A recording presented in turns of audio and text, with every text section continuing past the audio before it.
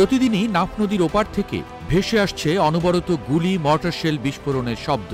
সাধারণ মানুষ যেন দিন গুনছে কখন নাফ নদীর ওপারের যুদ্ধ রোহিঙ্গাদের পাশাপাশি চলে আসে এই পারে। মিয়ানমার সীমান্তে সংঘাতের কারণে বাংলাদেশ সীমান্তবর্তী টেকনাফ পড়ে গেছে চরম ঝুঁকিতে। মিয়ানমারের পশ্চিমাঞ্চলের রাখাইন রাজ্যের পুরোটাই দখলে চলে যাচ্ছে বিদ্রোহী গোষ্ঠী আরাকান আর্মির হাতে। আর অন্যদিকে এত সহজে হার মানবে না জান্তা সরকার, নিচ্ছে চূড়ান্ত প্রস্তুতি। তাই বাংলাদেশ মিয়ানমার সীমান্তের সংঘাত এখন চরমে। এরই মধ্যে বিভিন্ন গণমাধ্যম দিচ্ছে চাঞ্চল্যকর তথ্য। সংঘাতের মধ্যেই গেল ২৪ ডিসেম্বর দেশটির ৭৭তম নৌবাহিনী দিবসে বৃহত্তম রণতরী কিং থালুন মোতায়েন করেছে ইয়াঙ্গুন। ইয়াঙ্গুন নদীর কাছে বন্দর শহর থানলিনে নতুন FF-135 মডেলের ফ্রিগেট মোতায়েন করেছে জান্তা সরকার। এখন পর্যন্ত দেশের অভ্যন্তরে তৈরি এটি সবচেয়ে বড় রণতরী। থানলিনে নৌ সদর দপ্তরে এই রণতরী উদ্বোধন করা হয়। সেখানে ছিলেন মিয়ানমারের সেনাপ্রধান মিন অং লাইং। এই সময় ৬৩ মিটারের দুটি সাবমেরিন ধ্বংস করার জাহাজও মোতায়েন করা হয়। যদিও টেকনাফ সীমান্ত থেকে অনেক দূরে মোতায়েন করা হচ্ছে এই রণতরী, কিন্তু এমন এক সময়ে সমুদ্রে কিং থালুন মোতায়েন করা হচ্ছে যখন দুই দেশের সীমান্তে রাখাইন রাজ্যে জান্তা আর বিদ্রোহীদের সংঘাত চরমে। নতুন এই রণতরীকে মিয়ানমারের নৌবাহিনী সমুদ্রসীমার নিরাপত্তার প্রতীক হিসেবে উল্লেখ করেছে।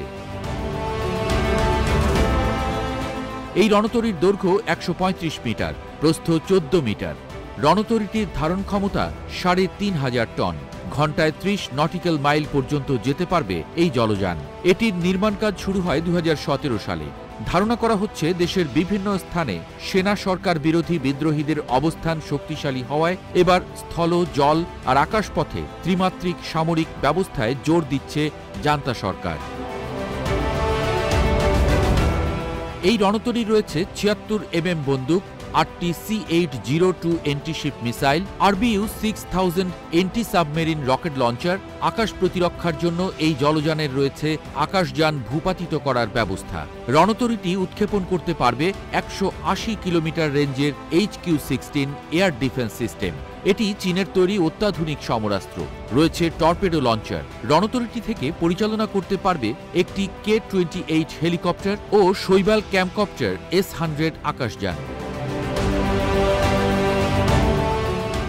এই রণতরী কিং থালুন মিয়ানমারের নিরাপত্তা রক্ষায় কাজ করবে বলে জানিয়েছে তাতমাদো।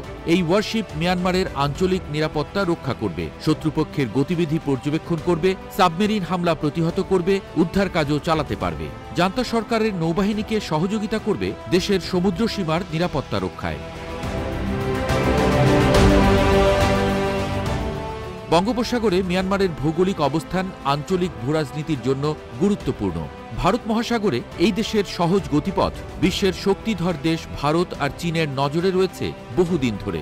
এই দেশগুলো ভারত মহাসাগরে নিজেদের আধিপত্য বাড়াতে আগ্রহী। পাশাপাশি মিয়ানমারের সেনা শাসন বিরোধী জোট যেভাবে সারা দেশে জান্তা সরকার উৎখাত অভিযানে নেমেছে, তাতে সব দিক থেকে নিজেদের নিরাপত্তা নিশ্চিতে তোড়জোড় শুরু করেছে তাতমাদো। প্রতিবেশী দেশ হিসেবে বাংলাদেশের জন্য দিন দিন বাড়ছে হুমকি।